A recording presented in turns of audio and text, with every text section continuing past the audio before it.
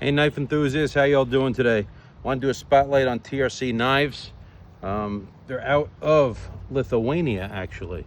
I don't know of any other international knife manufacturer out of Lithuania. Fantastic knives. Our buddies over at Dutch Bushcraft Knives, Mickey, and you know who the other guy is. He's my buddy. He's gonna kill me. Anyway, Martin. Sorry, Martin. Love you, Martin. They turned a lot of people onto these blades, and they actually make their bushcraft knife at this company. So let's jump into it. They both came in a nice box like this. This one's been out of the box for a while. I'm not sure where the box is, but let me show you how they package it first, right? Comes in this nice, beautiful box. This is called the South Pole with a satin finish. Comes with a nice magnetic lid. Comes with a beautiful pamphlet over here. Tells you all about their knives. And then the knife itself. Ooh, we got a little sticker in there, huh? Get this box out of here. Anyway, this is called the South Pole. Now, manufacturers, look at this. See that? Is that so hard to do? It's an extra step on your machine over there. Look at that push off. Isn't that gorgeous? Beautiful Kydex sheath.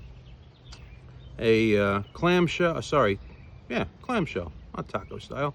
And see the drain hole over here, how they did it in the front instead of out the middle? That's a nice touch over there. Nice Cordura, big wide belt loop on there.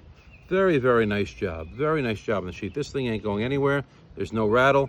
Push that out. Wow, look at that.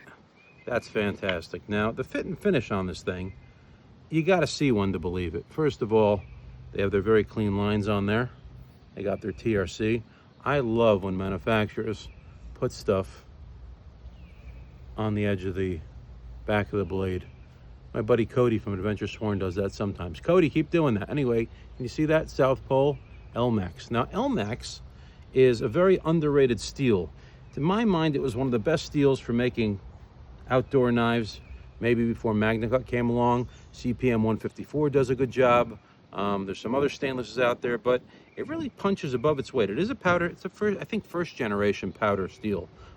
Very good toughness, very good edge holding, not crazy to sharpen. Anyway, the fit and finish on this thing, unbelievable. Every thought that went into everything here is great. These bolts, how cool that is. Pretty cool, right? Beautiful micarta handles with all sorts of texturing. I don't know if you can see that, right? Look at this. They put a serial number on over here. Nice finger groove. The metal is proud, but it's purposeful, and it's so well rounded. Unless it was cold, it's a fantastic handle. This is like a medium-sized knife, and as you know, I'm always griping about the grips. It's not a super fat grip, but they did such a good job with it. It really locks in. Really locks. I don't know how you're gonna hit people with this. Oh, they left a little metal out so you can hit people with it. That's fantastic, right? Anyway, beautiful sharpening choil here. A little finger guard. This jimping is just about perfect. Not too wide, not too close. Doesn't hurt. They left it rounded here, but the sides actually are a little sharp, so that's pretty cool. They went rounded on top, and it's a sharp edge, so it's not gonna be the best thing to hit a ferro rod with, but it'll work. And then up top, on the front, they left it real sharp, so I bet you could nail it up here. Anyway, can you see this edge? It's just perfect. Absolutely perfect. Gorgeous knife. They make a couple smaller knife, a Freedom or something like that. I got one, I sent it back. It was too small for me, but if you're looking for a smaller knife, you can do that. Look at this, guys. Look at this. Look. That's a V-edge. That's not a convex. That is not a Scandi. That's fantastic. Now, they do a Scandi once in a while. They do have a limit. I'm sorry. They do convex. They have some limited editions. This thing is a hog. This thing just hogged this wood out. My God. Look how deep I went. I went past it. This thing is a beast. Now, this is more like a tactical fighting type knife, but for an outdoor knife, you could do a lot worse. South Pole, fantastic knife. Now for the beastie. Also great Kydex sheath. It's got the same great loop on it. It's got a tightener for the retention over here. I don't think you had it on that, but you don't really need it. It's a heavier knife, so maybe they're worried about it. And this is one thick piece of Elmax. Pop right off. This is called their Apocalypse, and this is called their Apocalypse finish over here. I don't know what it's made out of, but it looks wicked cool. Also serial number. Also put the legends on the back of the blade. Love that. Absolutely love it. And Apocalypse, look at that. Radioactive, you gotta love it. TRC, beautiful. Now, they did make a limited edition of this in convex. I don't think it's available anymore.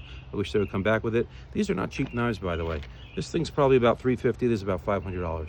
Expensive, expensive knife. Now, nice thing they did here, they did a swedge, but then they left a flat. You know what that's for?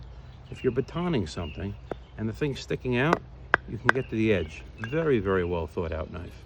Now, this has a well-executed finger choil. As you know, I'm not a big fan, but in this one, it's great. Your second finger gets right under there.